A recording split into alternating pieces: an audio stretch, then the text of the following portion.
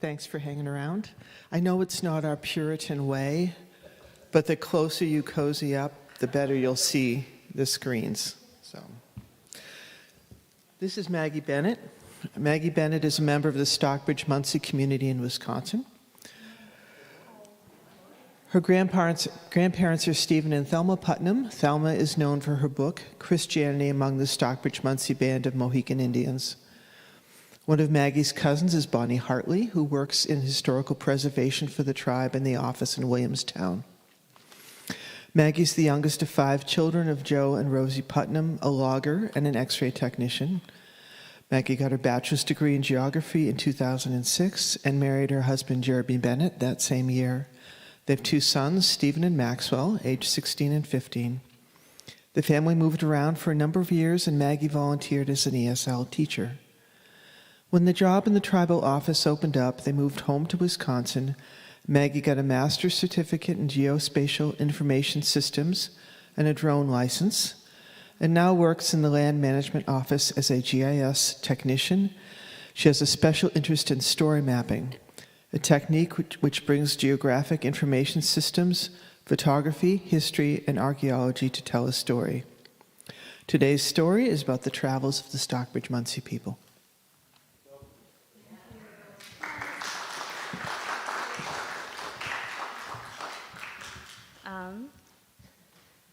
I'm a little shorter than this, if that's okay.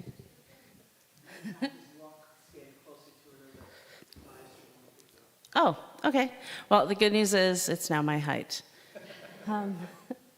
So I'll start out by explaining that it's really hard to narrow down our travels because we went in groups of like 50 and 100 and at different times. So what I ended up going with was the brief excerpt of history from Grandma's book. So it's a little wordy because Grandma will haunt anybody who takes out of her book and edits it even further down. Anyway, these are my nieces. No, great nieces.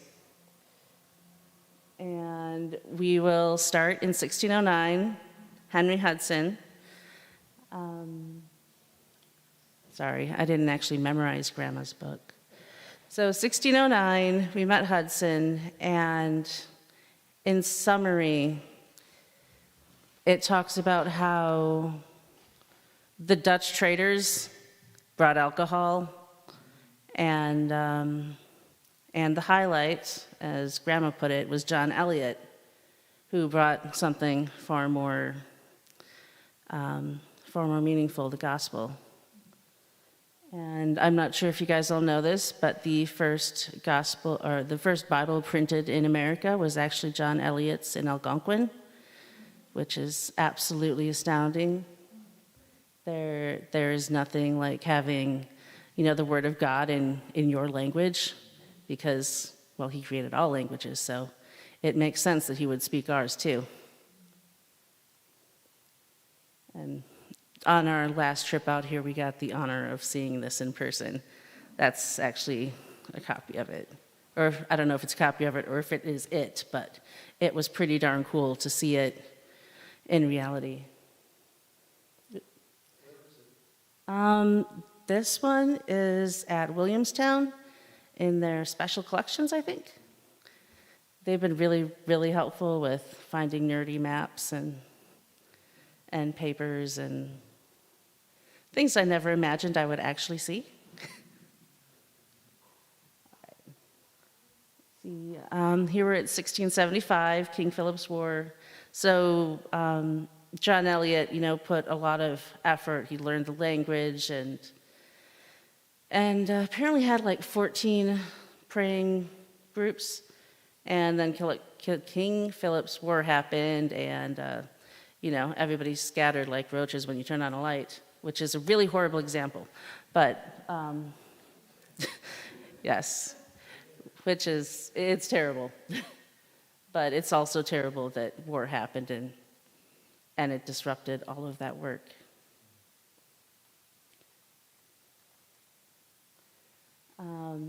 My grandmother had a brief history of New Sweden. And I know I wasn't aware of it. You guys might not have been aware of it. Apparently, Swedes were very, very kind to our people. Hence, they were short-lived. Well, Swedish people are apparently not meant to take over the world. What can I say? Yep, 1734, we hit Stockbridge. And at this point, if you look at the broader scale of the timeline, 1600s was the age of the Dutch, and a little bit of Sweden. 1700s, British. And unfortunately, by then, we'd been ravaged by like 3 epidemics and war, and life happened. And we, sorry, I killed a mouse. The good news is it's not the kind that crawls into your walls. So back to Stockbridge. Stockbridge was first and foremost an Indian town. We got all together, and apparently there were 4 white families that were allowed to live, and John Sargent, the missionary at the time, chose them very carefully, it says in there. And while under his stewardship, apparently it did fairly well.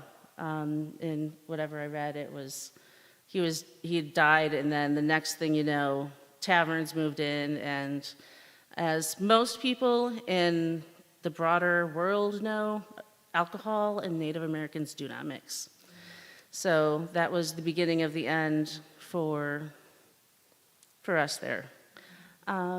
As tradition goes, of course, the natives are warriors, and we supported the Revolutionary War on the American side and did a pretty good job of it.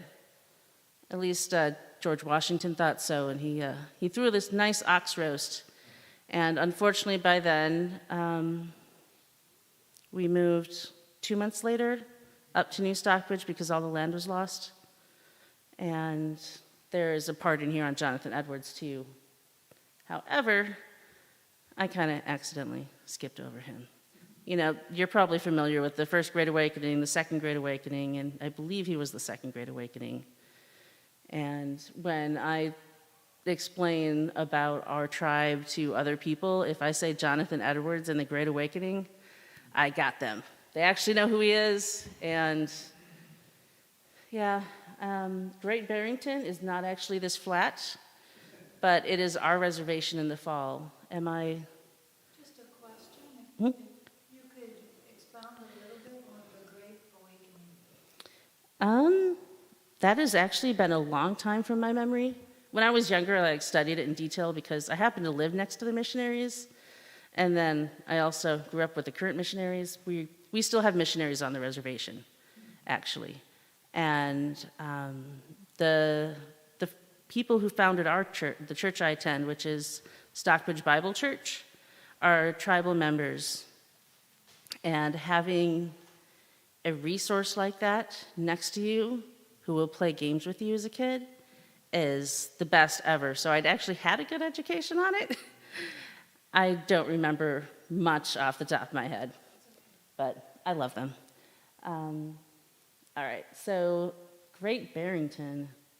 This was something that is best read at your own pace, and that is the glory of story maps. Because, like I said, my grandmother got a little wordy. Oh, the little dots on the map? So a lot of people have no, geographic knowledge. This one happens to mark Great Barrington. Before that, it was Stockbridge in Massachusetts. If you scroll up and out, I think it goes further out, but it gives you a sense of how wide an area we actually traversed. Let me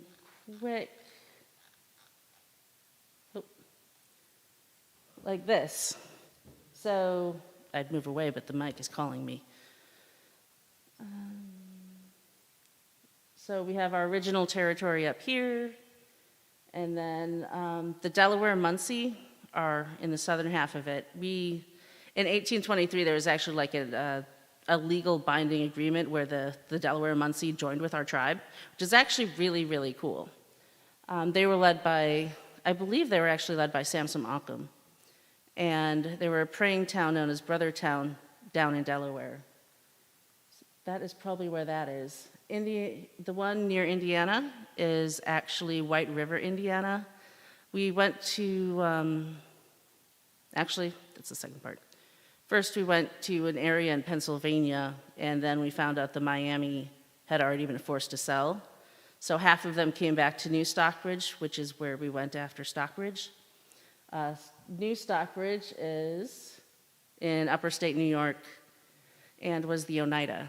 So they took a lot of us in, and the name Stockbridge has followed us ever since, actually. And then after that failed expedition, part of the group continued on. They spent probably 2 to 5 years going between the Northeast and Wisconsin, where we ended up next. White River, Indiana was just a key spot on the trail. And we left cemeteries in these places with our elders, and actually have gone back to visit those as well, because these were all like short-term stops. And even after that short term, there was slightly longer short term. First we went to Kaukauna. I'll scroll back down. This is our current area, and then this is the failed push to get us west of the Mississippi. So we will jump around. Ooh. As a side note, in between all of this is the conch shell that they used to call people to worship, and that is so cool. I would love to see that. Oh, no, wait, I saw that in person. That's my picture. It doesn't feel real yet. Ah. Where is it? It's over at the Mission House. So cool. Yeah, there are so many things I never thought I'd see, and then suddenly I'm in Stockbridge. Let's see. You guys may recognize this. When we came here like 2 months ago for a linguistic revitalization project, and Bonnie showed us, where they did that little excavation to find the meeting house, and it was amazing. And the other thing about that is, just to point it out for you guys, when you go to Europe, you see all those things in stone. Here, all our things are in char and wood, and it's just so much harder to have to excavate and retain this history that you really can't visibly see.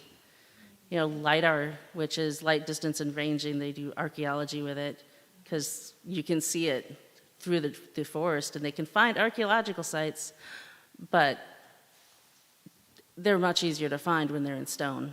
So, great resource, not necessarily for us. Alrighty. We were up to, let's see, we got New Stockbridge.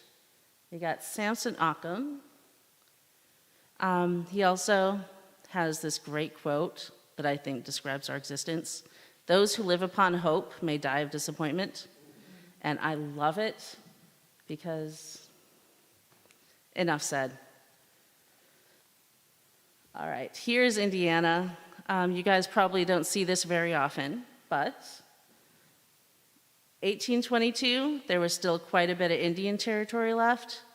So that is what our people were walking into at that time. But it was in very short order that all of this was removed. So then they went from there up and around and Statesburg. Statesburg, you're probably not familiar with it because it's Wisconsin, but it was on a major river called the Fox River, and gorgeous little plot of land, lots of wood in the area, great farming. We lasted about 5 to 10 years there. It was like 1822. Well, it was like 5 years. And that had been negotiated from the Menominee, who are indigenous to the area. On a side note, we have Electa Quinney, who is fairly well known in Wisconsin. She was the first public school teacher in the state, and she was one of ours. As we moved all of these times, we would build a church, we would build a school, and we'd do that classic imitation of the colonists, where you build a nice little house, you farm it, plant some fruit trees, and then the neighbors would move in with alcohol, and you'd be out. Such is life, right? All right. While we were out there, there are 2 big leaders in our tribe that are worth mentioning. There are actually more, but for this purpose, we'll have John W. Quinney and Concapat. Was it Concapat, Apamat? They led us through this entire period of moving, 10 years, 20 years, 5 years, all of this transition, and they would go and lobby Congress. And John Quinney went to Washington at least 11 times, trying to sort out some money and negotiate. And the way we actually financed these trips further west, of course, was with Congress. And not long after this, probably I believe it was 1856, 1871. Well, anyway, it transitioned from being a sovereign nation and negotiating to being a dependent sovereign nation and reliant on the federal government. So there went Statesburg. And then we moved to Lake Winnebago, which was also a nice choice location. More along, Ho Chunk, I think, was on the other side. They're known as Winnebago more popularly, but they actually changed their name to Ho Chunk. So how big is the tribe? The tribe is about, the last official record I saw, at this point, a couple hundred. And probably around 300. And then at this point, there was a big split in the tribe. There was the Indian Party and the Citizen Party.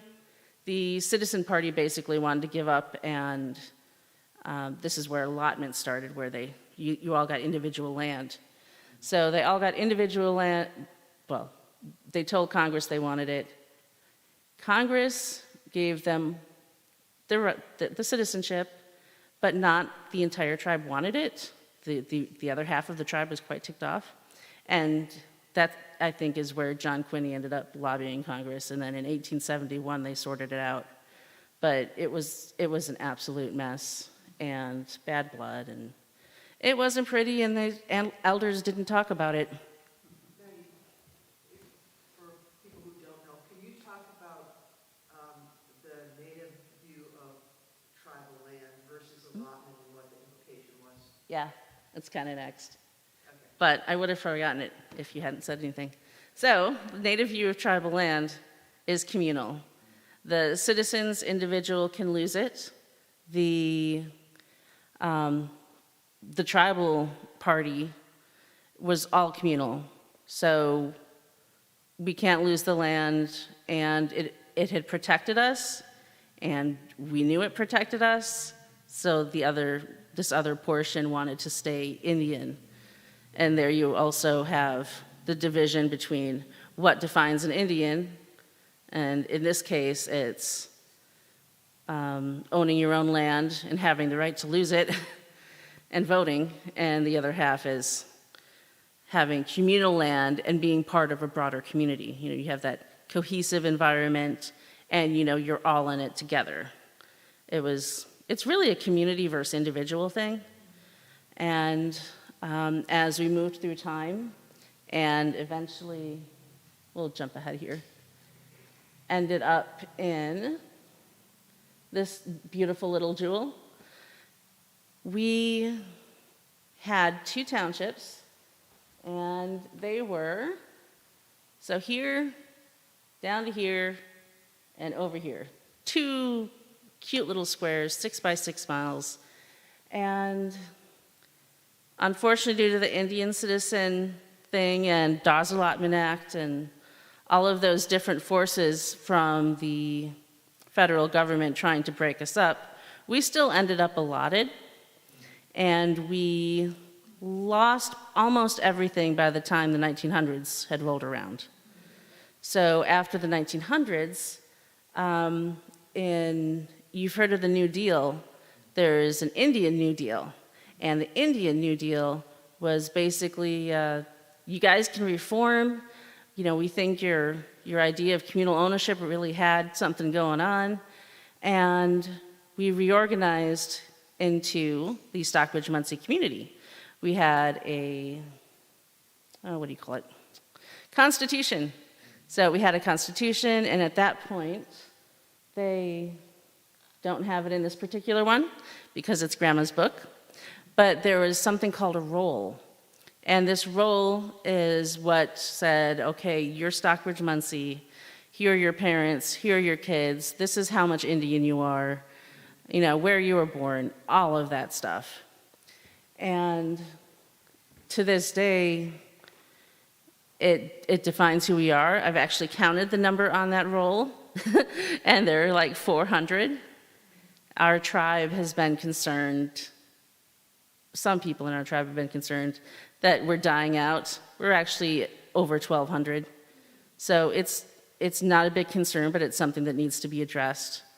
And should have been addressed by our parents who, you know, who were closer to these issues that divided us so they could, you know, courteously and diplomatically resolve the issues that were very, very touchy.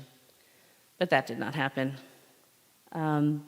And before I close this section, this is the brief stint where we went across the Mississippi. And I believe if I could read tiny writing, that it would say, those who did not come back, oh no, those who did not die came back. Apparently Fort Leavenworth is not somewhere we wanted to be. We also had the opportunity to go to Minnesota, but we sent our leaders ahead of us, and the local natives pretty much warned us that there was a war coming and we did not want to live there. Go figure. Up here, the logging is the biggest industry. If you see that lovely golden green jewel above us, that is the Menominee Indian Reservation. And they have an incredible forestry program. And that is where most of the tribe worked before the casino, because that was pretty much all there was to work at. Mom worked half hour away in a hospital, and before that it was an hour away in a different hospital. There just weren't any jobs. And I happened to be like 12 or so when the casino opened up, and you could see the difference, because all of a sudden you actually had people you hadn't seen ever moving back to the reservation and finding out they're related to all these people. If you when people visited, you always went over your relatives, and then some other people's relatives, and then their relatives. You know, so you had a pretty good understanding of who was related to who. And if you met new people, you'd be like, oh, that's my grandma. And then you'd find out you're like third cousins, which actually happened. Anyway, so that was fairly normal. And these people are getting reintroduced to what the reservation was like, because they had no idea. You know, their parents had to move away to like Milwaukee or St. Paul. And besides, the local ones who moved to those cities, they're like 4 hours away. There was the Indian Relocation Act, and that one, they'd be moving to like LA, it was basically to break those bonds that form that cohesive environment that allow you to perpetuate.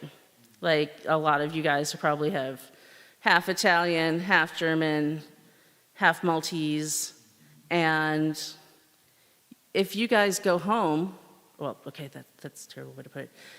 If you go visit the homeland of yours, you'll be immersed in the language, and you will be immersed in the culture. You'll have the opportunity to like go to historic sites and all of these things. And for us, that's here. So that is one reason why our elders always made sure to come back. And when they told their tales, it was, there's actually two Brothertons. There was Brother Tun and Brother Town, and they would enunciate it. And all these different things that related to here, the Bibles were kind of mythological. But, like King Arthur and the Goblet of Fire. Yeah, I know, that does not go together. They had a mythic quality, and going back to the mission house or going back to Ruberry, it was always a magical experience, and a lot of the youth in my generation got to experience it. There was a lull for a while because our tribal councils, they're one-year terms, and apparently non-tribal governments also have adventures in government people. So that happened, and there was a lull, and now we're luckily have the support of the tribal government in coming back and doing things. And our tribal historic preservation has the support of tribal government again, which is great because this is where all our history is. So if there is a project and they bulldoze a site, that's gone and we are never getting it back. That's history that we can never examine. And that's terrible. It really is. And let's see. I don't know if I can really expand on that anymore. Right now we're going through a Mohican Language Revitalization Project. We're two tribes, so the Munsee and Mohican is actually extremely close because it's both Algonquin. And there's some sound shifts and different words, but very close. And there was a fella in our community, Larry Muckwano, and he eventually, in his persistence, he's elderly now, unfortunately, but he's still very persistent. He actually found a linguist who specialized in indigenous languages, and he's been helping us a lot, and combining all of the source documents that you could possibly have, listening to the elders, and I never thought that they would make it as far as they did. I shouldn't say reconstituting. So he said it was never dead. It was just sort of, it was getting pretty darn close though. Anyway, so that is something amazing that we're seeing happen right now, and I love it. And are there any questions? So what happened with the citizens versus The Indian Party? Indian? Eventually, the citizens sort of got wiped out. Well, when I say wiped out, I mean they failed miserably, and we're just nice people. So they're family, and we brought them back. It's like the prodigal son, Poor choices, but we're not going to abandon you. And that is pretty much what it's like today. We have lots of members that make poor choices, and we don't abandon them. Sometimes we'd like to, but we don't. So what is the reservation like now? It's not a water land, it's communal land, there's a school, there's a church. I'm glad you asked. And the commuter is actually still on, don't worry.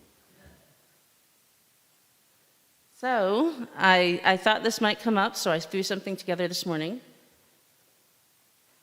This is, of course, what we were seeing, the Menominee that is recognizable from space. The eyebrow that was a blowdown tornado that you will hopefully never be able to unsee now. this right here. Huge blowdown. And then we're all the little dots here. So, land assignments. When we became a tribe again, the government bought back like 13,000 acres. The picture that had been at the top of the previous slide was the reservation when it was cut over. All that was left were the logging camps, which everybody moved into and sort of subdivided and moved around a little bit. And then, let's see, the buildings, the logging camp. And then they put like 1,000 or 2,000 into trust right away. And federal trust means that it's owned by the federal government. The jurisdiction is the tribes and the government, and we don't have to pay state taxes on it. The other 13,000 acres, they held on for quite some time. It was in the Farm Services Agency. And probably due to the fact that hunting for the public was a very big thing, and the public was inclined to keep it. So you have stories of our people getting chased off of the land by state wardens, but, well, we lived there. Anyway, on to the next part. In order to show that we really had a need for this land, in like the 1970s, Grandma and a bunch of other leaders went to Washington, which is apparently the way you get things done. And back then you could actually talk to your leaders. They lobbied Congress, and they made a list of everybody, and they're like, okay, if you give this person 80 acres, like with allotment, this is how much land we would need. And we ended up with the rest of the 13,000 acres. And luckily by then the forest had come back, and it was actually decent hunting and fishing, and unfortunately it is still a lot of wetland.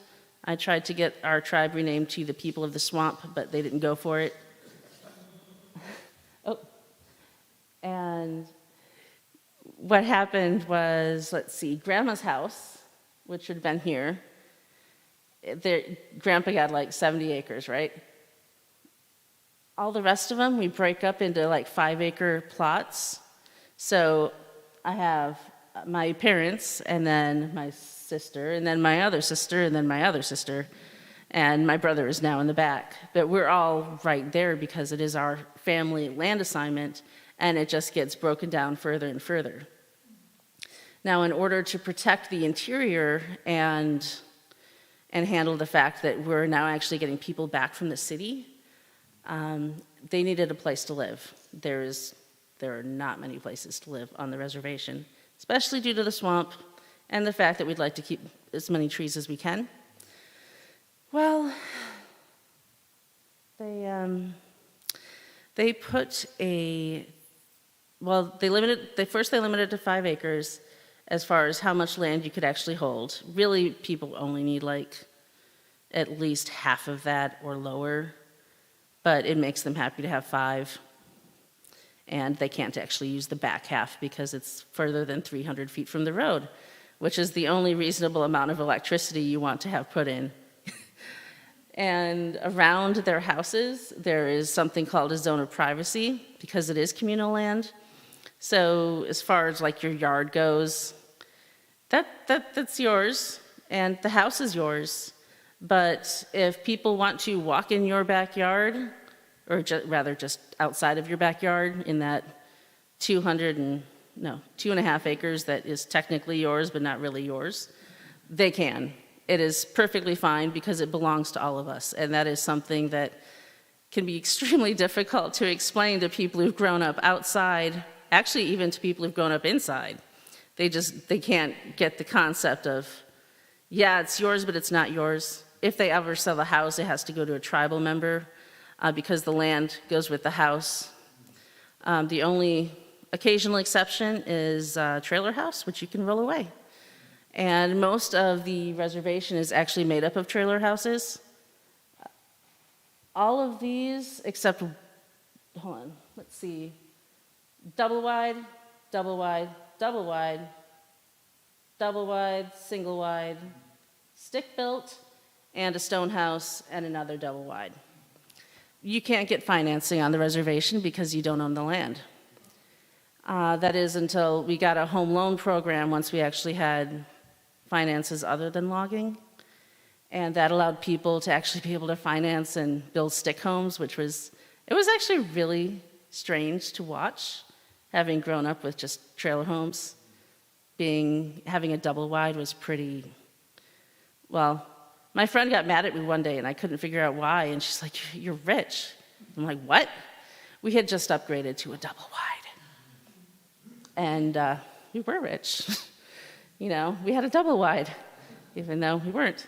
But, it's all relative. It's all relative. And they were all relative, so that is just doubly funny. Let's see if I can blow this up. After we had our tornado and the straight line winds, they did an exercise with emergency management. And this is a tabletop scenario, but you're actually able to see one of the maps I make. It's sideways, and it has Monopoly pieces on top, but it gets the point across. So trust land, which is the 13,000 acres they put into trust where now it's federal and us jurisdiction, that's the sandy gray color, or sandy. Yeah, sandy, not gray. And then you can't really tell, but there's actually quite a lot of blue. That is land that we have bought back, and it's fee land. We pay state taxes on it, and it's extremely muddy. Not literally. Well, some of it may actually be muddy. However, it is under the jurisdiction of the state and the county as well. So we pretty much banned building on it until we put it into trust, which is another thing that I do. I put together the land of trust cases, and they take about 5 different maps for each particular parcel. They're very involved because the one township doesn't fight us at all. It's the township we make up most of. So this side, they're nice and they work with us. The other side has a lot of lake lots, so people coming up from the big city, and they fight us all the way. They send these same complaints every single time to appeal. And the Bartlemy only takes 2 years or so to go into trust. And Red Springs takes 10 to 15 years plus. The number goes up and down depending on how long it takes. It's really quite frustrating because when the land is in trust, there are ways to offset, the loss of taxes because, of course, it's still our community, and so the people outside of the community are still community. There's a big C community and a little c. Tribal members, and everybody else, because when you live together, you can even count those farmers. I happen to like a lot of the farmers. Anyway, they fight us every step of the way, and it's rather frustrating. So that's land to trust, and I had another thought, but it's gone. Why Huh? Why buy up the land?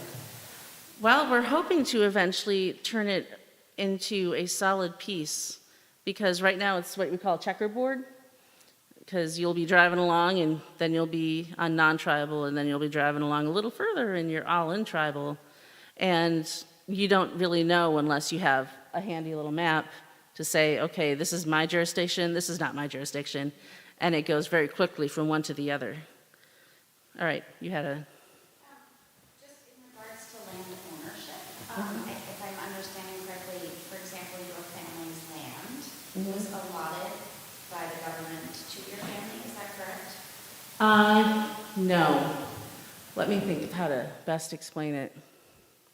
My end question is it the government that owns that land?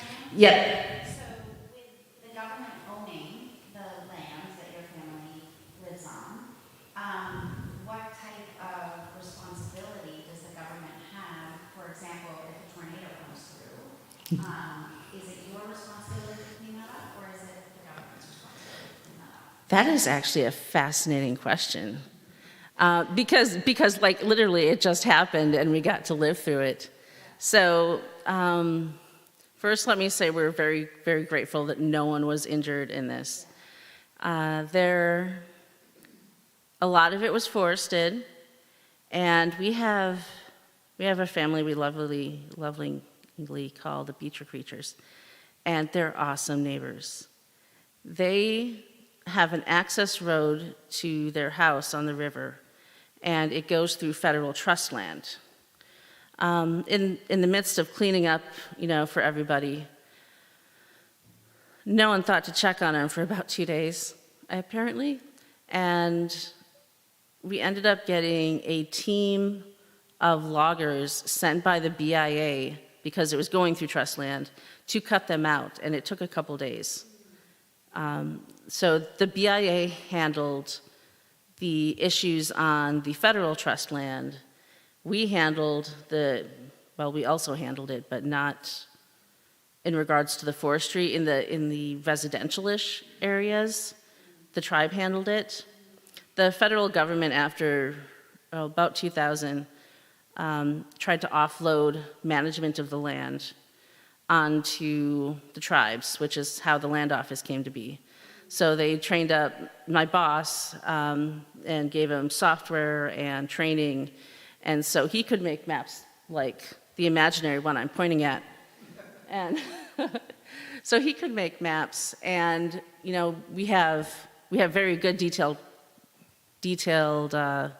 plans of the parcels and all of that, and we keep the numbers really well. But the jurisdiction issue between the federal government and the tribe has always been a little squiffy. In forestry, in particular, though, the federal government handles the forested lands because it's a tribal resource, so they're managing it. However, their forester has not been rehired. So really our forestry is handling it, and it's getting a little frustrating. But we also have our forester handling all the fee lands, and not just the fee lands. There's within fee lands, there's something called state tax programs and managed forest and forest crop, and they're done to encourage public hunting grounds. Huge tax break. It's like 4 cents an acre. It's insane. Anyway, compared to other stuff. But our tribal foresters handle all of the management plans for these types of lands. And so it is so messy with jurisdiction, but the forest is the stuff that is least messy. We also, with the emergency response, we also worked with the state and the National Weather Service, and we have something called Public Law 280. And Public Law 280 is something the federal government did for states so that they could manage the law enforcement. So they have jurisdiction as well. And it's a little overwhelmingly complicated sometimes. But if you want to make it worse, the Menominee Reservation was terminated in the 60s. And then, of course, they fought it and managed to get unterminated. Terminated basically means, okay, you guys did great. You're no longer protected at all. All those treaties, we're tossing them out. And it did a number on their reservation, and they never really recovered. But now they're not Public Law 280 anymore. They're handled by the feds. So if you have certain legal issues up there, the FBI will come in instead. And that is an issue further out west, where a lot of the tribes are under federal jurisdiction. There are not enough FBI to go around, and a lot of people don't get prosecuted. There's the issue of not being able to prosecute people who commit crimes on the reservation and are not native. And it is a very ugly, dirty secret that's not really a secret.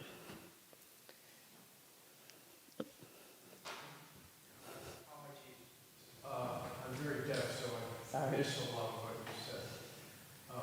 Did I hear you mention the river? Yes. Is that a tributary to the Fox River? Actually,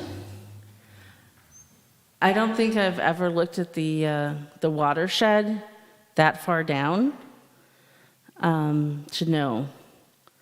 So I'm not actually sure. The reason I ask is that I noticed in wrestling with the federal government and the state government here in Stockbridge and in the Berkshires over the PCB contamination of the river, which is only 100 yards from here, when I go online, I've noticed that the Fox River has also gone through a process of what is called a cleanup under the jurisdiction of the Environmental Protection Agency. And I was wondering if anybody in your tribe or nation or from among us, whatever, has worked or has experience working with the federal government on the river. We here in Stockbridge, Massachusetts, have been abandoned by the Commonwealth of Massachusetts. They have taken a stand of hands off. They're not appearing on our behalf. They're withholding information and years of data, and they're letting the federal government and General Electric do what General Electric wants. And it's a very difficult situation for us here. So we could use your help if you have experience. I happen to know an expert, but she's in wetlands. But that's all I've got on that one. I know that if I fall in there, I'll glow in the dark. Yeah, but that's all I've got. One more question. You referred to the casino. Mm-hmm. And when did that arrive to the reservation? And is that also owned, is that federally owned, or is that? Oh, no. So I should point out that it started off as a bingo hall. And when it went to casino, there was a tribal-wide vote. Because as a Christian tribe, predominantly, not all of us agreed on whether or not it was ethical to have a casino. And my side lost. But on the bright side, it also paid for my education. It's not federally owned. It is owned by the tribe. And there are specific regulations that deal with it. It's called the Indian Gaming Regulatory Act because, as is often the case, people are just waiting to swoop in. Oh, I can make money here like Las Vegas. Well, they can't make money here like Las Vegas, and where they have great buffets of eggs, or not. Anyway, so Indian Gaming Regulatory Act, it covered, let's see, we have to use some of it for education, and I think it funds about half of our clinic, because the federal government, they never actually pay the full amount. So the clinic and improvement projects, there is a little bit of per cap. A lot of people don't know this, but not all of the tribes do per capita payments to their members. I have a friend who got crabby with me one day and is like, "You're getting thousands of dollars a month." And I'm like, no, I'm not. She'd been talking to a different tribe, and it hadn't extended in her mind that our tribe was different.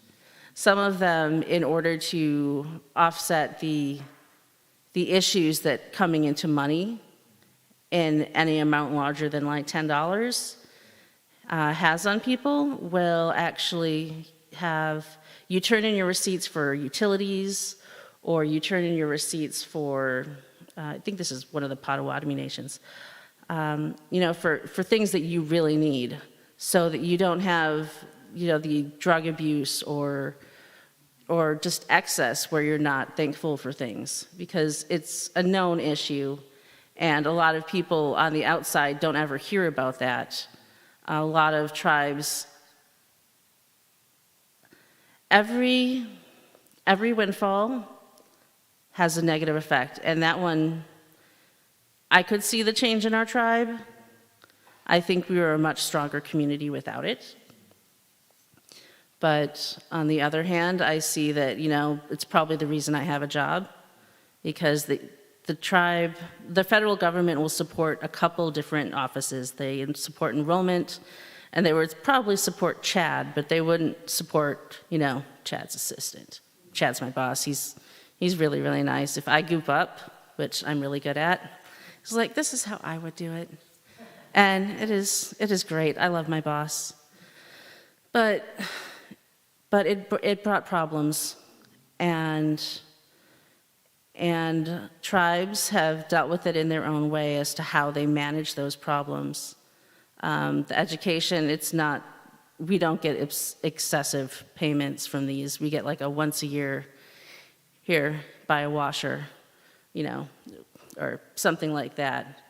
Meanwhile, we have other tribes that are bragging, and it makes us look really bad. And then there are little tiny, tiny tribes in the north of Wisconsin. I shouldn't say tiny, they might actually be kind of large, but they're in Lake Superior, and no one is driving up there for fun, or actually they may only be driving up there for fun, because it's great kayak country and it's gorgeous. But the roads up are so terrible that you don't want to go, and they're not making bank. It's just that little bit that'll help the economy and maybe bring back a few jobs. And in order to live and work on the reservation, you need that. Otherwise, you all move away, and it's really hard to maintain the connections of, I'm going to visit grandma, and I'm going to get the entire family line, and then some other family lines that are kind of related, but not really. That one's not your cousin. That one was adopted. All the good stuff. And that was that was probably a rabbit trail related to it. Sorry. But it's highly regulated, and not everybody does as well. One of the interesting things is the Shakopee, which are one of the richest tribes, I think. They actually have a lending arm, and when we can't get loans from normal places because we're tribal, that is one of the places we can go, because otherwise you just can't develop the reservation. And mind you, we're not developing much of the reservation because it's mostly swamp, but in case you guys don't know, swamp and wetlands are actually very, very incredible and useful, and have a lot of ecological value.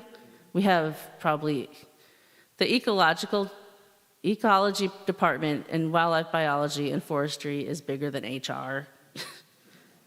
I mean, that's how much goes into that. They're awesome. I think my cousin got an EPA award, like a national EPA award.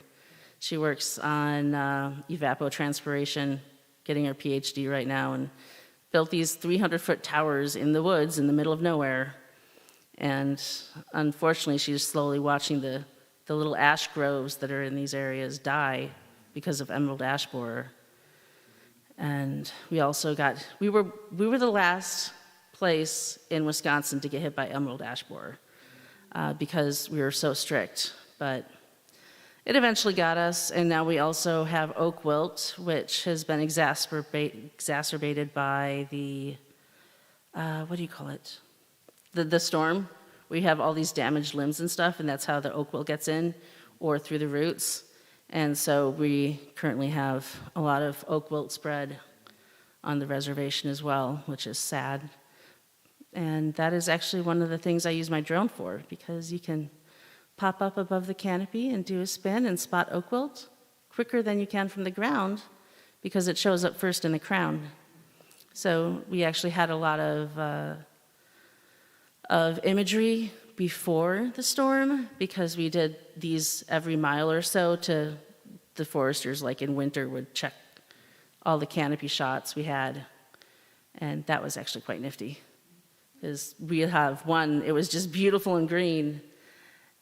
And the video now, same spot, clear cuts, like 40 acres, just toasted. Well, maybe not toasted, but sticks. And that's about it.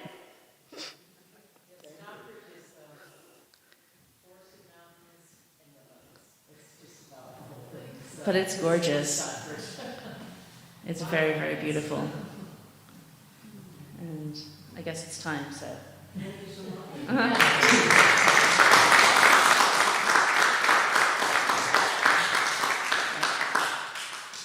Was that coherent? Yes. Good. I have a trouble with coherency.